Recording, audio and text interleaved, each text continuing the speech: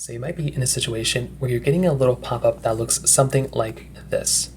So it may look something like, you need to contact iTunes support or Apple support or whatever to complete this transaction.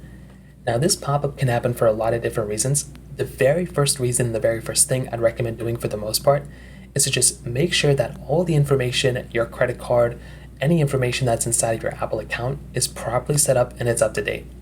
So what you can do is you can make your way over to your settings application, just like so. And all you're going to want to do is tap into your profile, which is right up here. So tap into here, and wherever it says media and purchases, or it says payment and shipping, you just want to tap into both those options. And you want to make sure all the information that you provided there is proper and it's like accurate and up to date. If it's like some outdated information you haven't posted, or it's like a credit card that's expired, that's the first thing I'd recommend doing, making sure that's up to date. Now, once that's done, the next thing I'd recommend doing is contacting Apple. What you're going to want to do is you're going to want to contact Apple and you're going to ask them, hey, my account is telling me this, please fix it. So all you're going to have to do here is make your way over to this website. You can go to apple.com/contact. So that's the name of the website. And what you're going to want to do is you just want to go ahead and contact Apple.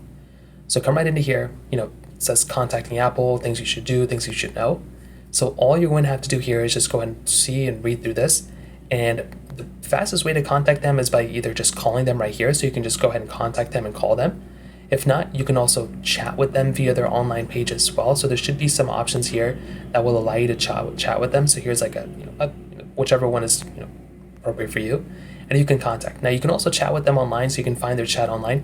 Either way, get in contact with them and let them know exactly what's going on. And from there, they should be allowed to go through and kind of address this issue and fix it with you. And from there, it's probably just going to be some account thing or some billing issue. And after that, that's really all you're going to have to do. It really is that basic. If you have any other thoughts or questions, let me know in the comment section below. Hit the like button, that would mean so much, but definitely hit that subscribe button. More importantly than everything else, I love every single one of you guys. Hopefully I'll catch you guys in the next video. Peace out till then.